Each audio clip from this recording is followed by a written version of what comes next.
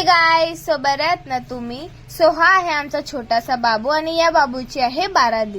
इकडे बघा सर्व बारादीची तयारी चालू आहे. सो हे सर्व सामान बारादीसाठी लागतं आणि इथे माझ्या मम्मीने अशी तयारी केली आहे. तुम्हाला प्रश्न पडला असेल की बारादी काय आहे? बारादी म्हणजे लहान बाबूला जन्म होऊन फक्त 12 दिवस होतात, सो तो डे सेलिब्रेट केला जातो असं. पांढऱ्या धाग्याला हळद कुंकू लावून ते बाळाच्या हातात, गळ्यात, कमरेत आणि पायात घातले जाते. हे असं काही मांडून सर्व सेलिब्रेट केले जाते लहान बाबूची बारादी. सर्व भिजलं.